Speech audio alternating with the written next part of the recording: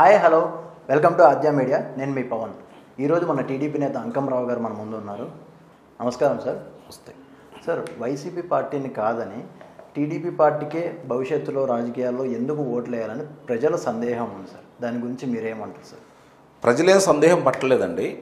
ప్రజలు స్పష్టమైన తీర్పు ఇవ్వడానికి సిద్ధంగా ఉన్నారు. దాంట్లో ఎలాంటి సందేహం లేదు. ఎందుకంటే ఒకసారి మీరు తెలుగుదేశం పార్టీకే ఎందుకు ఓట్లు వేయాలి అని ఒకసారి పరిశీలన చేసుకుంటే ఈ వైఎస్ఆర్సీపీ పార్టీకి ఎందుకు ఓట్లు వేయకూడదు, ఈ ప్రభుత్వానికి గద్దెను ఎందుకు దించాలా, తెలుగుదేశం పార్టీని ఎందుకు గద్దెను ఎక్కించాలి అని చెప్పని కనుక పరిశీలన చేసుకుంటుంటే స్పష్టంగా మన కళ్ళ ముందు కొన్ని కనపడతా ఉంటాయి. ఇప్పుడు ఆ రోజు తెలుగుదేశం పార్టీ అధికారంలోకి వచ్చిన తర్వాత 2014 నుంచి 2019 వరకు కూడా జరిగిన ఉద్యోగ కల్పనలో ఒకసారి మనం కనుక పరిశీలన చేసుకుంటే సుమారు 6,50,000 మందికి ప్రత్యక్షంగా ఉద్యోగంలో వచ్చాయి. పరోక్షంగా దగ్గర 15 లక్షల మందికి దానివల్ల లబ్ధి పొందడం జరిగింది. ఇది యువతకి వాళ్ళ కాళ్ళ మీద వాళ్ళు నిలబడి భరోసాగా బతకడానికి, తలెత్తుకుని బతకడానికి, స్వతంత్రంగా బతకడానికి అవకాశం కల్పించింది చంద్రబాబు నాయుడు గారి ప్రభుత్వం, తెలుగుదేశం పార్టీ ప్రభుత్వం. కాబట్టి యువత అందుకు మొగ్గు చూపుతున్నారు. గతంతో ఇప్పుడుతో పోల్చుకొని ఇప్పుడు ఏమీ రాలేదు కాబట్టి, ఈ 4 సంవత్సరాలు ఎలాంటి పరిశ్రమలు రాలేదు కాబట్టి, ఉద్యోగాలు కూడా అందలేదు కాబట్టి, వాలంటీర్లను సచివాలయ ఉద్యోగాలు తప్ప ఎలాంటి సంస్థలు రాలేదు కాబట్టి ప్రజలందరూ యువకులు ముఖ్యంగా యువత ఆలోచించుకొని వస్తున్నారు. ఎందుకంటే యువతను నిర్వీర్యం చేస్తుంది ఈ ప్రభుత్వం. కావాలని ఒక ప్రణాళికాబద్ధంగా వాళ్ళు మొదలుపెట్టేసి విచ్చలవిడిగా గంజాయిని గ్రామాల్లోకి పంపిస్తూ వాళ్లే వ్యాపారాలు చేస్తూ, గంజాయి వ్యాపారాలు చేస్తూ విచ్చలవిడిగా గంజాయిని పిల్లలందరి దగ్గరికి పంపించేసేసి వాళ్ళు గంజాయికి బానిసలుగా, అట్లాగే ఇప్పుడు మద్యం ఉంది, నాసిరకం మద్యాన్ని అందజేస్తూ ఆరోగ్యపరంగాను అన్ని విధాల యువతను నిర్వీర్యం చేస్తుంది ఈ ప్రభుత్వం. కాబట్టి కళ్ళు తెరుచుకుంటున్నారు. ఇప్పుడిప్పుడే కళ్ళు తెరిచిన యువత ప్రత్యామ్నాయం గురించి ఆలోచిస్తున్నారు. ప్రత్యామ్నాయం వాళ్ళకి కనపడుతుంది అంటే తెలుగుదేశం పార్టీ గతంలో చేసినవన్నీ చంద్రబాబు నాయుడు గారు ఏమేమి చేశారో తెలుసు కాబట్టి వాళ్ళు అలా ఆలోచిస్తున్నారు.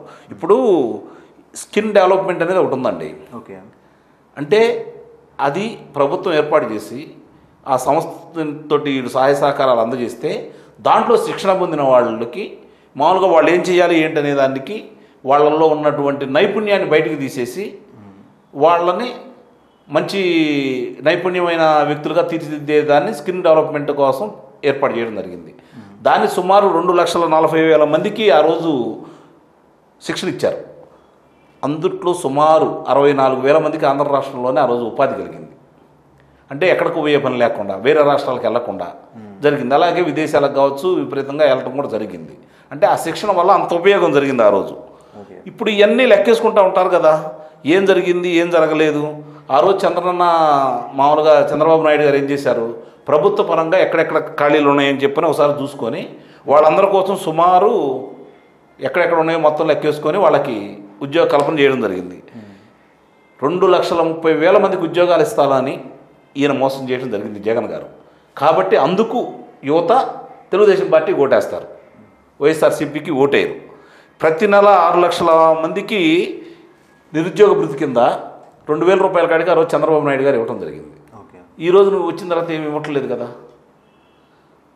వాళ్ళకి ఉద్యోగం లేదు కాబట్టి ఉద్యోగానికి వెతుక్కునే ప్రయత్నంలో ఖర్చుల కోసం ఆ రోజు చంద్రబాబు నాయుడు గారు ఇవ్వటం జరిగింది. ఈరోజు నువ్వు ఇవ్వట్లేదు కదా. ఆ రోజు స్వయం ఉపాధి కింద వివిధ కార్పొరేషన్లో ఒక్కొక్కళ్ళకి అంటే వాళ్ళకి లోన్లు ఇవ్వచ్చు, లేకపోతే ఏదైనా చేయొచ్చు. అది చేయటం కోసం ఒక్కొక్క కార్పొరేషన్లో స్వయం ఉపాధి కోసం ఒక్కొక్కళ్ళకి అంటే కేటగిరీ ప్రకారంగా ఎస్సీలకి 91,000 మందికి, బీసీలకి 79,000 మందికి, ముఖ్యంగా కాపు సోదరులకి 42,000 మందికి, కాపు సోదరులకి 42,000 మందికి, అట్లాగే కాపు సోదరులకి ఆ రోజు రిజర్వేషన్ కేంద్రం ప్రకటించినటువంటి ఉన్నత వర్గాల్లో ఉన్నటువంటి వాళ్ళకి 10% రిజర్వేషన్ ప్రకటిస్తే దాంట్లో వాళ్ళకి 5% ఇస్తానని చెప్పని చంద్రబాబు నాయుడు గారు అని అసెంబ్లీలో తీర్మానం చేసి పంపించడం కూడా జరిగింది. ఈ రోజున అది చేయట్ల. సుమారు మైనారిటీలకి సోదరులకి 13,000 మందికి ఆ రోజు వాళ్ళ కాళ్ళ మీద వాళ్ళు నిలబడేటట్టుగా ఆర్థిక సాయం చేయడం కూడా జరిగింది.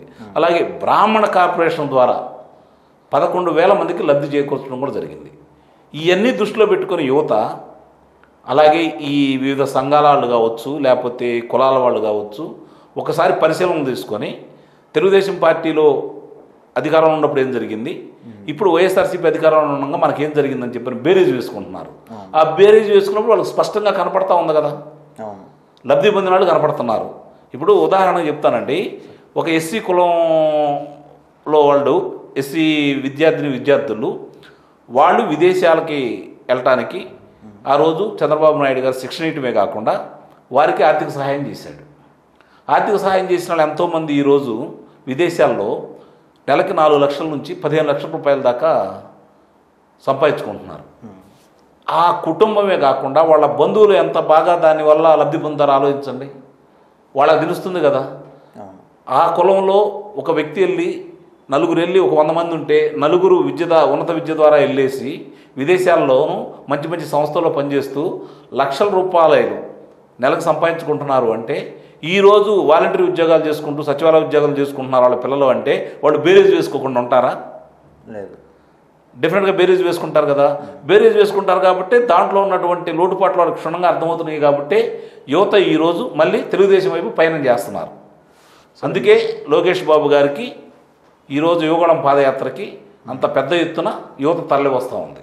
ఓకే సార్, ఇంకోటి ఏంటంటే వైఎస్ జగన్మోహన్ రెడ్డి గారు ఆయన మాటలు ఇచ్చిండేది మద్యం నిషేధం పూర్తిగా చేస్తానని చెప్పారు. భవిష్యత్తులో మన టీడీపీ పార్టీ వచ్చిందంటే ఆ మద్యం నిషేధం చేస్తారా లేకుంటే ఏం చేద్దాం? నియంత్రణ చేస్తారు, నిషేధం చేయరు, నియంత్రణ చేస్తారు. ఇప్పుడు వాళ్ళు ఏమన్నారంటే నిషేధం చేస్తామని చెప్పని విచ్చలవిడిగా దాన్ని పెంచుకుంటూ వెళ్ళేసి నిషేధం చేసే అవకాశం లేకుండా 25 సంవత్సరాల వరకు మద్యం మీద అప్పు తీసుకొచ్చారు వాళ్ళు. ప్రజలు కూడా అర్థం చేసుకోవాలి, మద్యం మీద అప్పు తీసుకొచ్చారు అంటే దాన్ని నిషేధం చేసే ఆలోచన లేనట్టే కదా. అలాగే నాసిరకం మద్యాన్ని పంపిణీ చేస్తూ ఉన్నారు, దానివల్ల ఆరోగ్యాలు దెబ్బతింటూ ఉన్నాయి. అలాగే 2 రెట్లు 3 రెట్లు కూడా పెరిగింది. కాబట్టి ఇవన్నీ బేరేజ్ వేసుకోకుండా ఉంటారా? ఇవన్నీ జనం నమ్ముతారా? ఇంకా వాళ్ళని నమ్మరు కదా.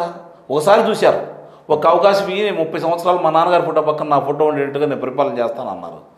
అంటే ఈరోజు జనానికి అర్థమైపోయింది, ఒక అవకాశం ఇస్తే ఆంధ్ర రాష్ట్రం సంకనాయిపోయింది, మరో అవకాశం మనం కనుక ఇవ్వడం జరిగితే ఈ రాష్ట్రమే ఉండదు కన్నా భారతదేశ పాఠంలో ఆంధ్ర రాష్ట్రం అనేది తుడిచిపెట్టుకుపోయిద్దనే నిర్ణయానికి అన్ని కులాల వాళ్ళు వచ్చేసి అందరూ కలిసి సమిష్టిగా ఈ వైఎస్ఆర్సీపీని ఓడించడానికి సిద్ధంగా ఉన్నారు. అందుట్లో మాత్రం ఎలాంటి సందేహం కూడా లేదు. Okay sir, okay, thank you sir, thank you so much. ఇదండి నేటి రాజకీయాల విశేషాలు. చూస్తూ ఉండండి ఆద్య మీడియా. నేను మీ పవన్.